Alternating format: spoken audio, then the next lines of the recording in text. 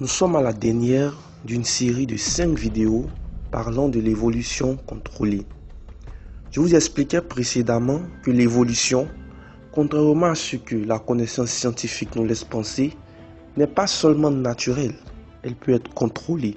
C'est-à-dire que vous pouvez acquérir des facultés et capacités particulières dont je serai satisfait et qui vous aideront à aller très vite dans vos activités, dans la manière de résoudre vos problèmes, et vous serez désormais surdoué et certaines choses deviendront évidentes pour vous alors que pour d'autres elles sont une montagne à consommer.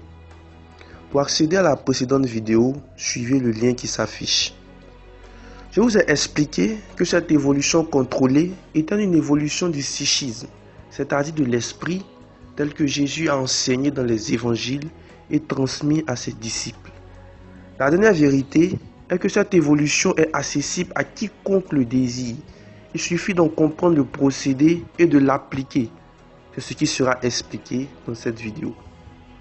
Je ne suis pas venu pour vous annoncer des choses abstraites, mais des méthodes bien concrètes et expérimentées, soit par moi, soit par d'autres personnes qui peuvent en témoigner. Je suis venu rendre accessible à tous des vérités utiles à l'humanité qui devraient être reconnues par tous et connues de tous.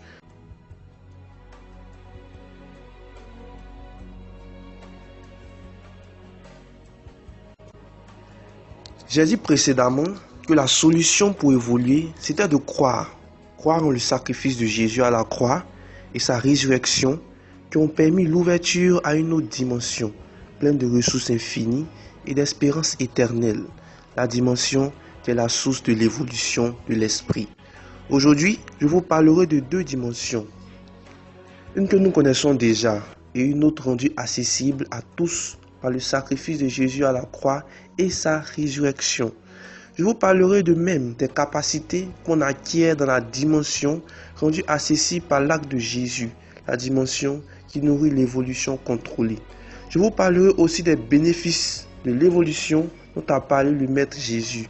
Parmi tant d'autres, je parlerai de quelques-uns essentiels, dont le premier est l'affranchissement des lois auxquelles est soumise la nature animale qui nous a définis jusque-là et qui limite notre évolution. Un second est l'acquisition de capacités supérieures diverses. Le dernier bénéfice dont je parlerai élucidera un thème que j'ai abordé dans ma première vidéo. J'ai parlé d'un trésor que certains hommes du passé ont cherché en vain à coups de gros sous, finançant des voyages vers une terre où ce trésor existerait sous forme physique. J'éluciderai ce sujet.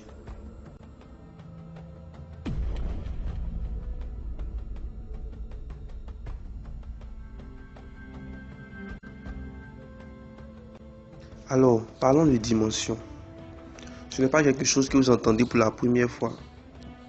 La mode est actuellement au film 3D. En effet, on a maintenant la capacité de voir des images dans l'espace comme en situation réelle et non seulement sur un plan d'écran de téléviseur. Là sera mon illustration de base. Une différence entre un plan en 2 dimensions et un espace qui ajoute une 3e dimension, un espace donc en 3 dimensions. Un peu de mathématiques simplifiées. Parlons d'abord du plan à 2 dimensions. On va considérer une feuille rame. Elle a une longueur et elle a une largeur. Et finalement, on va choisir un coin de la feuille comme repère. Je vais placer maintenant un point A sur la feuille.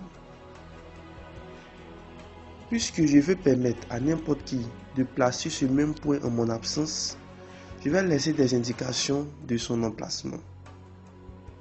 On va appeler ces indications des coordonnées spatiales. Le point que j'ai placé est positionné à une distance du coin de repère, qui est de 3 cm suivant la longueur et de 4 cm suivant la largeur. Alors on va écrire A, x égale à 3, y est égal à 4. 3 pour les 3 cm suivant la longueur et 4 pour les 4 cm suivant la largeur.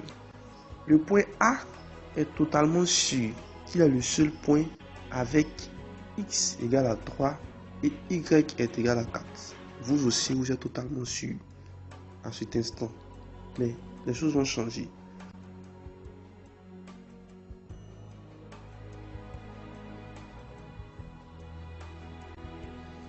Considérons maintenant que la feuille que j'ai parlé est en réalité un paquet de rames de 500 feuilles. Vous déduirez alors que A n'est pas seul représenté par X égale à 3 et Y est égal à 4. Parce qu'en réalité, il y a 500 comme lui, chacun sur sa feuille rame superposée à une autre. La superposition de ces feuilles rames suivant la hauteur fait apparaître une autre manière de repérer les points. Par exemple, nous dirons que A est sur la première feuille rame, c'est-à-dire celle du bas, et on ajoutera une autre coordonnée pour lui dire, une coordonnée qu'on va appeler Z. On écrira alors A, X égale à 3, Y est égal à 4, Z est égal à 1. Ce qui veut dire que A est sur la première feuille rame pour Z est égal à 1. Et sur cette première feuille rame, il y a 3 cm du coin suivant la longueur et 4 cm du coin suivant la largeur. Vous commencez à comprendre, n'est-ce pas? Ça devient un jeu. Alors, le point A2, situé à la même position que A, sera donc sur la deuxième feuille rame au-dessus. Et on dira Z est égal à 2, Y est égal à 4, X est égal à 3. Donc le point A, 150, sera donc sur la 150e feuille rame.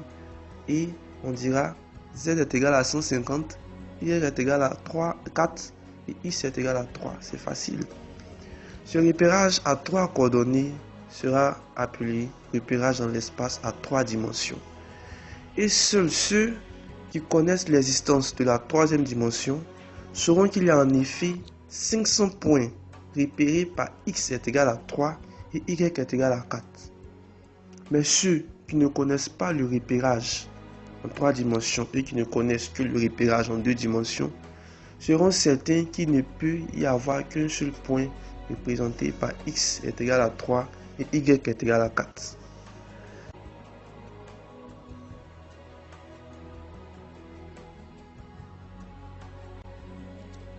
Alors, pourquoi tout ce charabia mathématique?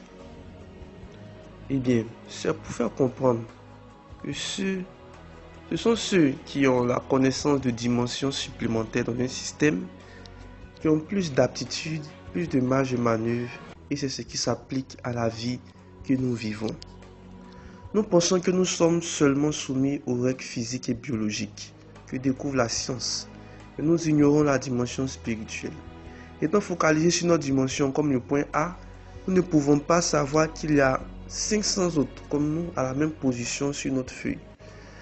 C'est une image. Je ne dis pas qu'il y a une réplique de chacun de nous dans une autre dimension, mais je dis qu'il y a des vérités, des réalités qui nous échappent car notre champ de vision est limité au physique.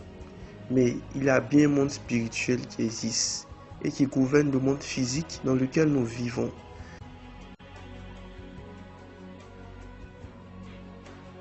Jésus a dit à ses disciples en Jean 16, verset 5, « Maintenant, je m'en vais vers celui qui m'a envoyé. » En Jean 16, verset 7, « Il est avantageux pour vous que je m'en aille, car si je ne vais pas, le consolateur ne viendra pas. » Jean 14, verset 26, « Le consolateur, l'Esprit Saint, que le Père enverra en mon nom. » Et dans le livre des Actes des Apôtres, chapitre 2, verset 4, il est ici aussi écrit, « Et ils furent tous remplis du Saint-Esprit. » Alors Pierre expliquera en Acte 2, verset 32 à 33, « C'est ce Jésus que Dieu a ressuscité, nous en sommes témoins, élevé par la droite de Dieu, il a reçu du Père le Saint-Esprit qui avait été promis, il a répondu. » La mort à la croix de Jésus, puis sa résurrection, suivie de son élévation, ont occasionné l'expansion du Saint-Esprit. Et tout ceci explique la nouvelle naissance dont a parlé Jésus à Nicodème en disant, en Jean 3, verset 6, « Tout ce qui est né de la chair est chair, et ce qui est né de l'esprit est esprit. » Se référer à la vidéo 3 dont le lien s'affiche actuellement. L'évolution contrôlée est la transformation qui s'opère en recevant le Saint-Esprit qui nous permet de gouverner le monde spirituel. Il nous permet d'être affranchis des lois auxquelles est soumise la nature animale qui nous a définis jusque-là et qui limite notre évolution.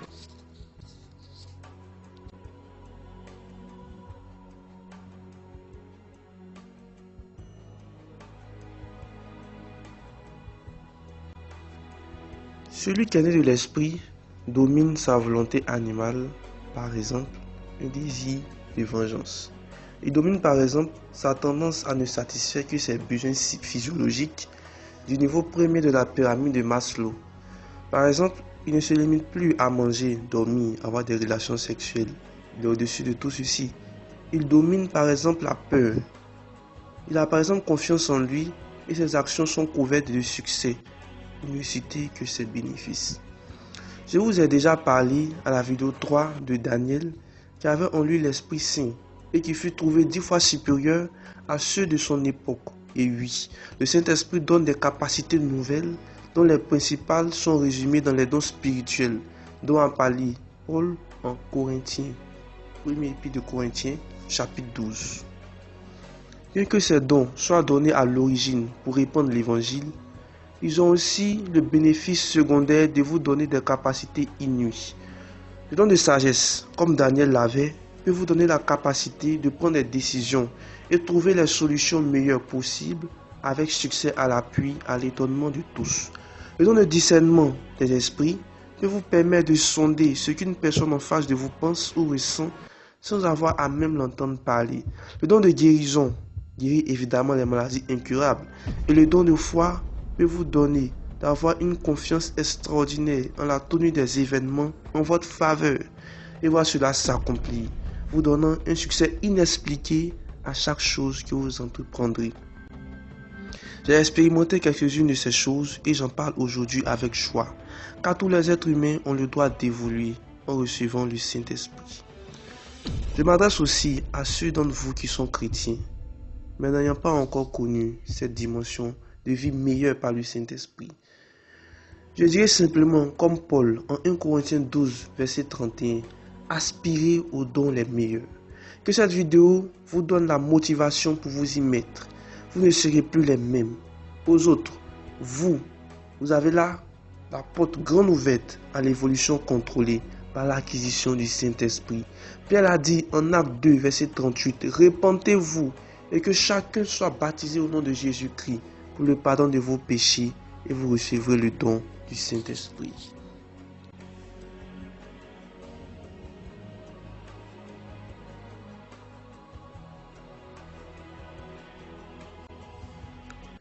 Je finirai cette vidéo d'ici peu, laissant le soin à chacun de vous d'aller plus loin personnellement. Avant la fin, j'aimerais que l'on parle du dernier et plus grand avantage d'avoir le Saint-Esprit.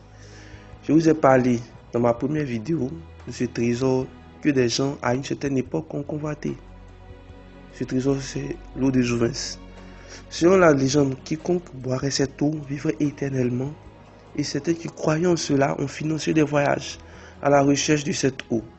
Mais en réalité, il n'y a aucunement besoin d'eau de Jouvence pour vivre éternellement, car tout esprit vivra éternellement. Avant de couper la vidéo pour blasphème, suivez d'abord mes explications. L'esprit est éternel, alors que le corps ne l'est pas. Lorsque le corps se transformera en matière organique, l'esprit continuera d'exister. Et cela est vrai pour tous les hommes. Ou bien alors, d'où pensez-vous qu'est venue à l'homme la pensée d'éternité, le désir de vivre éternellement? Cela vient de la conscience de l'éternité que lui communique son esprit.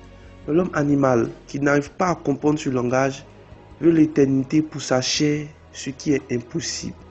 Seul l'esprit vit éternellement. Et à la mort, l'esprit se réveille pour sa vie éternelle. C'est ainsi qu'il sera révélé à Daniel. En Daniel 12, verset 2, plusieurs de ceux qui dorment dans la poussière de la terre se réveilleront, les uns pour la vie éternelle et les autres pour l'opprobre, pour la honte éternelle. Ici, les textes bibliques font la nuance que beaucoup attendaient en distinguant la vie éternelle et la honte éternelle. Car en effet, même si l'esprit vivra éternellement, en fonction de son évolution, il aura une vie éternelle, soit glorieuse, soient troublés. Ceux qui n'ont pas le Saint-Esprit auront un esprit éternellement tourmenté, une conscience éternellement enfermée dans un enfer. Et ceux qui ont évolué en ayant le Saint-Esprit auront un esprit éternellement réjoui et en paix. Là est l'avantage le plus précieux d'avoir le Saint-Esprit. C'est ainsi que Paul dira en Genèse 6, verset 8, que celui qui sème pour sa chair moissonnera de la chair la corruption, mais celui qui sème pour l'Esprit moissonnera de l'Esprit la vie éternelle.